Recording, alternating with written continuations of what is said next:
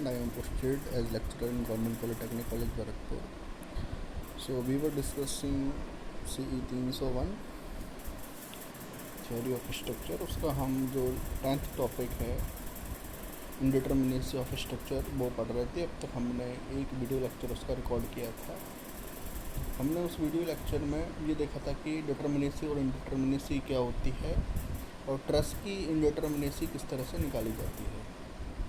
मैं एक बार और सारी चीज़ें रिपीट कर देता हूँ कि यदि किसी भी स्ट्रक्चर को सॉल्व करने के लिए, किसी भी स्ट्रक्चर को एनालाइज करने का मतलब उसका एसएफडी बीएमडी बनाना, उसका रोटेशन डिफ्लेक्शन कैलकुलेट करना, ये सारी चीज़ें करने के लिए यदि हम ये सारा काम केवल इक्विलिब्रियम इक्वेशन से कर सकते हैं, मतलब उसमें कितने फोर्सेस लग रहे हैं और उसका रोटेशन वगैरह सब कुछ कैलकुलेट यदि हम केवल इक्विलिब्रियम इक्वेशन की मदद से कर सकते हैं तो वो जो स्ट्रक्चर होते हैं वो डिटरमिनेट स्ट्रक्चर होते हैं.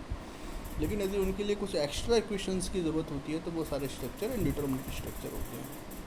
स्ट्रक्चर जनरली दो तरह के होते हैं. पहला होता है हमारा ट्रस, दूसरा होता है रिजिड जॉइंटेड स्ट्रक्चर. पहला होता है, या इस तरह से कहें, पहला होता है पिन जॉइंटेड स्ट्रक्चर, दूसरा होता है rigid jointed structure. Pin jointed structure का मतलब जो हमारी ट्रस होती है वो पिन जॉइंटेड स्ट्रक्चर होता है, और दूसरा रिजिड जॉइंटेड स्ट्रक्चर जिसमें रोटेशन फ्री मेंबर के जो जॉइंट्स हैं वो रोटेशन फ्री नहीं होते हैं. अब अभी हम केवल ट्रस की इंडिटर्मिनेसी निकालना देख रहे हैं. तो हमने देखा था कि इंडिटर्मिनेसी दो तरह की होती है. पहली होती है एक्सटर्नल इंडिटर्मिनेसी और दूसरी होती है इंटरनल इंडिटर्मिनेसी. एक्सटर्नल इंडिटर्मिनेसी का सिंपल फार्मूला है, जितने भी आपके रिएक्शन लग रही हैं उनमें से आप 3 घटा दो तो जो भी वैल्यू आएगी वो आपकी एक्सटर्नल इंडिटर्मिनेसी हो जाती है. तो इसका फार्मूला है RE-3. RE है इसमें जितनी भी एक्सटर्नल फोर्सेस हैं माइनस के 3. तो यहाँ पर हमारी degree of external indeterminacy calculate होकर आ जाती है. इंटरनल इंडिटर्मिनेसी के लिए मैंने आपको जो भी ट्रस स्ट्रक्चर है उनका फार्मूला बताया था, M-2J-3. इस फार्मूले में यदि हम M और J की वैल्यू पुट करेंगे तो हमें इंटरनल इंडिटर्मिनेसी की वैल्यू मिल जाएगी. आज हम इसी के 2 क्वेश्चन और करते हैं जिससे कि आपको समझने में आसानी रहे. देखिए, सबसे पहला हमारा क्वेश्चन है, ये हमारे पास में एक ट्रस है जिसके सारे जॉइंट पिन जॉइंटेड हैं. अब एक बात ध्यान रखना कि एग्ज़ाम में आपको कैसे पता लगेगा कौन सा जॉइंट पिन जॉइंट है, कौन सा रिजिड जॉइंट है. तो उसके लिए जो पिन जॉइंटेड होगा वो हल्का सा इस तरह से डार्क होगा, जॉइंट पर हल्का सा पॉइंट डार्क होगा, तो उसे हम पिन जॉइंटेड स्ट्रक्चर के नाम से जानेंगे. तो अब हमको इस वाले स्ट्रक्चर की इंडिटर्मिनेसी कैलकुलेट करनी है. तो इसके लिए इंडिटर्मिनेसी 2 तरह की है, मैंने आपको बताया था पहले ही है. DSE एक्सटर्नल इंडिटर्मिनेसी और दूसरी है इंटरनल इंडिटर्मिनेसी. तो एक्सटर्नल इंडिटर्मिनेसी का फॉर्मूला लगाएंगे DSE, वो हो जाएगा RE-3. तो RE इसमें कितना है, 1 2 3. एक्सटर्नल फोर्सेस 3 लग रहे हैं इसमें, 3 माइनस के 3, तो ये हो जाता है 0. तो हमारे पास में जो एक्सटर्नल इंडिटर्मिनेसी कैलकुलेट होकर के आती है वो है 0. दूसरा है DSI मतलब इंटरनल इंडिटर्मिनेसी. इंटरनल इंडिटर्मिनेसी का फॉर्मूला मैंने आपको बताया था M-2J-3. देखिए ये लिखा हुआ है फॉर्मूला M-2J-3. अब देखिए इसमें M कितने हैं, नंबर ऑफ मेंबर्स कितने हैं, तो वो हैं 1 2 3 4 5 6 7. M कितने हो गए, 7. जॉइंट कितने हैं, 1 2 3 4 5. तो जॉइंट कितने हो गए, 5. तो हम ये सारी वैल्यू इसमें पुट कर देंगे. M की वैल्यू 7 रख देंगे फार्मूले में और J की वैल्यू 5 रख देंगे, तो हमारे पास में इंटरनल इंडिटर्मिनेसी भी 0 आ जाती है. तो इसलिए इसकी जो टोटल इंडिटर्मिनेसी है, टोटल इंडिटर्मिनेसी के लिए हम क्या करते हैं, एक्सटर्नल इंडिटर्मिनेसी और इंटरनल इंडिटर्मिनेसी इन दोनों पे यदि हम ऐड कर दें तो हमारे पास में टोटल इंडिटर्मिनेसी कैलकुलेट होकर आ जाती है. तो टोटल इंडिटर्मिनेसी कितनी हो गई इसकी, 0. नेक्स्ट हमारे पास में एक ट्रस ये है. तो इस ट्रस का हमें निकालना है इंडिटर्मिनेसी. तो इसके लिए हम दोनों तरह की इंडिटर्मिनेसी निकालेंगे, एक्सटर्नल इंडिटर्मिनेसी और इंटरनल इंडिटर्मिनेसी. तो एक्सटर्नल इंडिटर्मिनेसी का हमारे पास में फॉर्मूला वही रहेगा, DSE = RE-3. RE की वैल्यू इसमें 3 है तो एक्सटर्नल इंडिटर्मिनेसी इसकी 0 हो जाती है. इंटरनल इंडिटर्मिनेसी के लिए हमारे पास में फॉर्मूला है M-2J-3. अब हम इसमें M देखेंगे, M कितने हैं, तो M है 1 2 3 4 5 6 7 8 9 10. तो M की वैल्यू इसमें है 10 और J की वैल्यू कितनी है, 1 2 3 4 5 6. G की वैल्यू कितनी है, 6. तो ये सारी वैल्यूज़ हम फार्मूले में पुट कर देंगे. तो हमारे पास में DSI कैलकुलेट होके आ जाएगा। अब देखिए इसमें ध्यान ये देना आप कि ये जो सेंटर में है ये आपका जॉइंट नहीं है। आप यदि एग्ज़ाम में देखोगे तो ये वाला जॉइंट नहीं है, इसको आप जॉइंट मत मान लेना। ट्रस्ट में कई बार कन्फ्यूजन हो जाता है। जॉइंट केवल एक ये है, ये है, ये है, ये है, ये है, ये है। यहाँ पर क्या है कि एक मेंबर दूसरे मेंबर पर पड़ा हुआ है। मतलब यहाँ पर क्या है कि एक मेंबर इस तरह से है पहले, और उसके ऊपर इस तरह से एक मेंबर है। यहाँ जॉइंट बना हुआ नहीं है, एक मेंबर दूसरे मेंबर को ओवरलैप कर रहा है उस पॉइंट पर। तो ये थोड़ा सा कन्फ्यूजन ध्यान रखना। जो जॉइंट है वो कितने हैं, 1 2 3 4 5 और 6 जॉइंट हैं इसमें। तो ये सारी वैल्यू यदि हम रख देंगे तो हमारे पास में DSI की वैल्यू कैलकुलेट होकर के आ जाती है। फिर हम DSE और DSI का ऐड कर देंगे तो total indeterminacy of this truss calculate हो जाएगी। ठीक है, ये हमारा ट्रस को किस तरह से, ट्रस की किस तरह से एक्सटर्नल और इंटरनल इंडिटरमिनेसी कैलकुलेट की जाती है वो हमने देखा। क्लियर। इसके बाद में देखिए इंटरनल हिंज। एक चीज़ होती है इंटरनल हिंज। इंटरनल हिंज का मतलब क्या होता है कि माना कि हमारा कोई रिजिड जॉइंट है, जैसे ये बीम है, ये एक सिंपली सपोर्टेड बीम है। ठीक है, अब इसमें यहाँ पर एक इंटरनल हिंज हमने लगा दी इस तरह से, तो ये इसकी इंटरनल हिंज हो जाएगी। इंटरनल हिंज की प्रॉपर्टी क्या है कि इस पॉइंट के अबाउट हमारा मोमेंट 0 होगा। यदि हम इस पॉइंट के अबाउट इस तरह का मोमेंट निकालेंगे या इस पॉइंट के अबाउट इस तरफ का मोमेंट निकालेंगे तो ये जो मोमेंट्स हैं वो 0 होंगे। तो ये इंटरनल हिंज की प्रॉपर्टी होती है। ये हमारे जो इंटरनल हिंज है ये एक रिलीज्ड जॉइंट कहलाता है। मतलब जहाँ पर भी ये हमारा इंटरनल हिंज आ जाएगा हमारे पास में, उसको सॉल्व करने के लिए एक इक्वेशन ज़्यादा बढ़ जाती है। वो इक्वेशन कौन सी बढ़ गई कि वो इक्वेशन हमारी यही बढ़ गई कि हमारे पास में एक साइड का मोमेंट और 0 हो गया।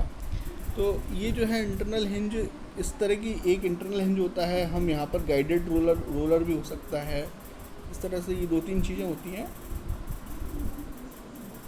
ये 3 चीज़ें हैं। ये तीनों चीज़ें जो हैं वो रिलीज्ड जॉइंट कहलाते हैं। मतलब यदि ये हमारे उसमें किसी भी मेंबर में प्रेजेंट हैं तो उस मेंबर को सॉल्व करने के लिए एक इक्वेशन और हमारे पास में एक्स्ट्रा आ जाती है। तो अभी इसकी ज़रूरत हमें आगे पड़ेगी, क्योंकि अब हम आगे देखेंगे कि रिजिड जॉइंट या किसी भी रिजिड स्ट्रक्चर की इंडिटरमिनेसी किस तरह से कैलकुलेट की जाती है, तो वो देखेंगे। ठीक है, अब देखिए रिजिड स्ट्रक्चर का मतलब बीम्स या फ्रेम्स की इंडिटरमिनेसी किस तरह से कैलकुलेट की जाती है। देखिए इसका सिंपल एक फार्मूला बता रहा हूँ, वो फार्मूला आप याद रख लेना, उससे आपका काम हो जाएगा। इसको सॉल्व करने के लिए DST है। DST का मतलब है टोटल इंडिटरमिनेसी। जब हम फ्रेम पढ़ रहे थे, सॉरी ट्रस जब हम पढ़ रहे थे, तब हमने देखा था एक्सटर्नल का फार्मूला अलग से था, इंटरनल का फार्मूला अलग से था। लेकिन यहाँ पर जो फार्मूला है वो टोटल इंडिटरमिनेसी का है। टोटल इंडिटरमिनेसी का फार्मूला है और एक्सटर्नल का भी फार्मूला हमारे पास में। एक्सटर्नल का फार्मूला वही है जो हमारा पिछले वाले केस में था, DSE वाला। जो DSE का हमने निकाला था RE-3, वो फार्मूला सेम है। और हमारे पास में दूसरा फार्मूला टोटल इंडिटरमिनेसी का है। 2 फार्मूले हैं यहाँ पर, टोटल इंडिटरमिनेसी का और एक्सटर्नल इंडिटरमिनेसी का। लेकिन यदि वो आपसे एग्जाम में पूछ ले कि इंटरनल इंडिटरमिनेसी कैलकुलेट करो, तो आपको क्या करना है, टोटल इंडिटरमिनेसी में से एक्सटर्नल इंडिटरमिनेसी को आप घटा दें। तो आपको 2 फार्मूले याद रखने हैं, एक्सटर्नल इंडिटरमिनेसी का और टोटल इंडिटरमिनेसी का। एक्सटर्नल इंडिटरमिनेसी का फार्मूला सेम है जो हमने ट्रस्ट के लिए पढ़ा था, और जो टोटल इंडिटरमिनेसी है वो अभी हम फार्मूला मैं आपको बता रहा हूँ। फार्मूला आप याद रखना अच्छे से। फार्मूला है 3m + RE - 3j + j' - RR। ये फार्मूला है। मैं एक बार और इसको लिख देता हूँ, 3m + RE - 3j + j' -RR। ये फार्मूला आपको याद रखना है। ठीक है, अब इस फार्मूले में m तो हमको पता है कितने मेंबर्स हैं, वो पता लग जाएगा। RE जैसे हम निकालते हैं टोटल एक्सटर्नल रिएक्शन कितनी उसमें लग रही है, वो भी हमें पता लग जाएगा। और उसके बाद में J है नंबर ऑफ जॉइंट, J' है यहाँ पर है रिलीज जॉइंट। जैसे मैंने आपको इंटरनल हिंज बताया था, तो आपको ये देखना है कि इस तरह की कोई चीज़ है क्या उसमें इंटरनल हिंज जैसी, और यदि वो है तो वो J' में काउंट होगी। और उसके कारण जो आपकी मोमेंट रिलीज, जो आपकी एक्स्ट्रा इक्वेशंस आएंगी वो RR हैं, तो वो आपकी आर में काउंट होगी। मैं ऐसे क्वेश्चंस कराऊंगा तो आपको जे डैश और आर का मतलब और अच्छी तरह से समझ में आ जाएगा। अभी आप देखिए एम, आर, ई और जे का मतलब आपको समझ में आ गया।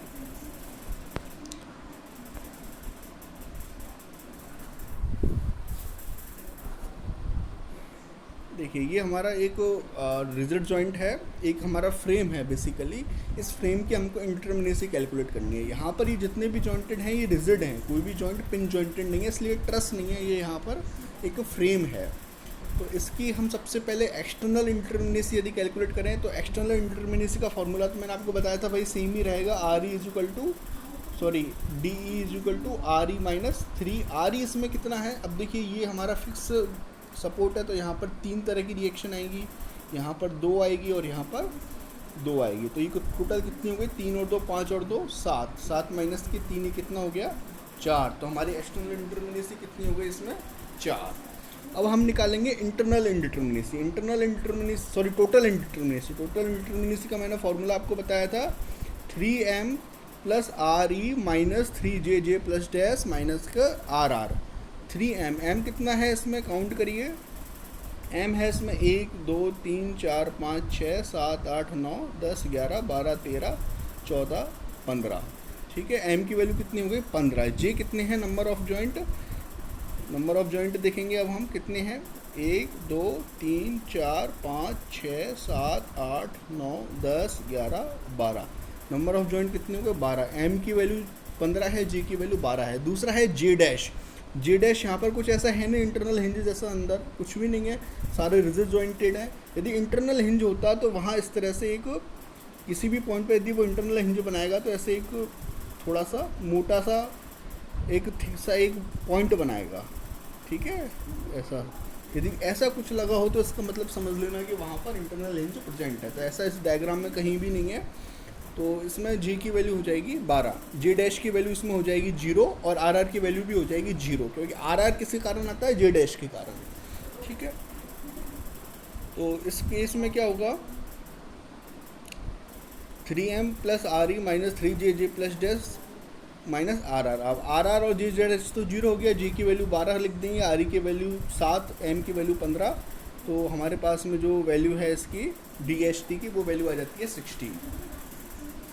तो टोटल DSI, अब हमारे पास में टोटल इंडिटरमिनेसी आ गई 16। अब हम निकाल सकते हैं इंटरनल इंडिटरमिनेसी। तो हो जाएगी total indeterminacy minus external indeterminacy, 16 minus के 4 इज इक्वल टू 12।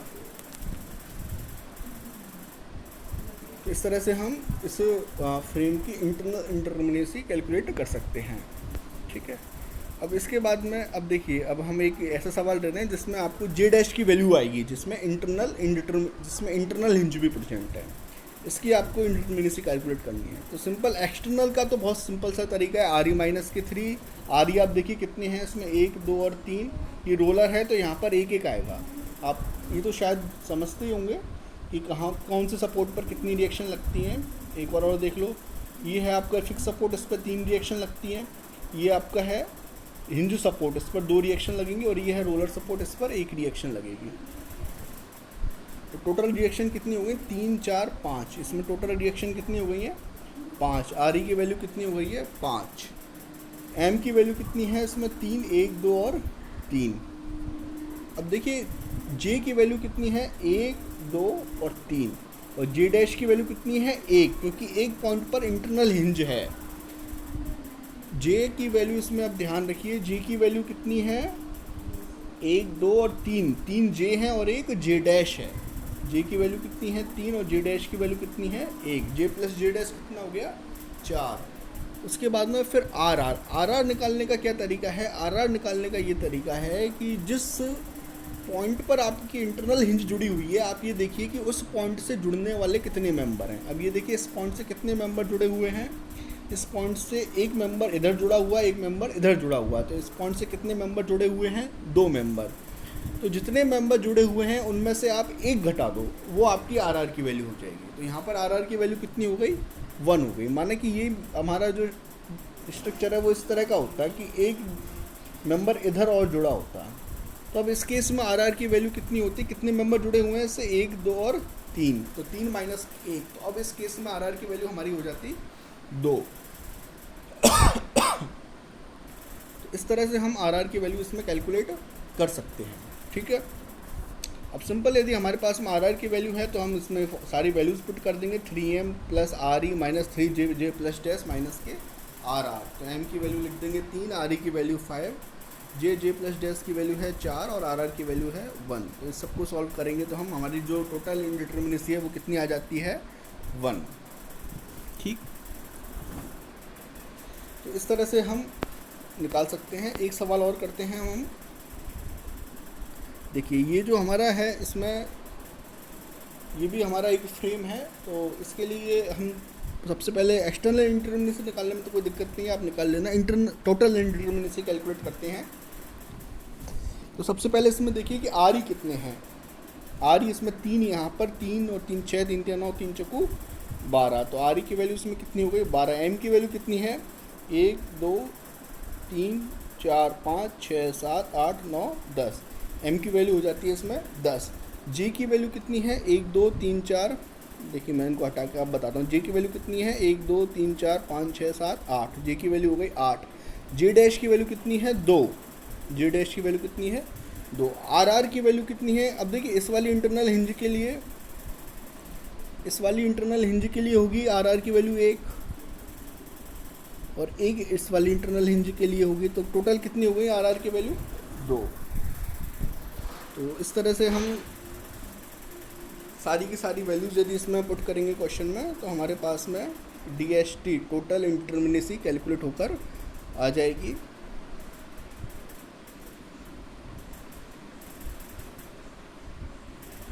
तो इस तरह से इसमें हम फॉर्मूला लगा देंगे 3m plus R E minus 3j plus dash minus R. तो सारी वैल्यूज यदि हम इसमें पुट करेंगे तो हमारे पास में टोटल इंडिटर्मिनेसी कैलकुलेट होकर के आ जाती है।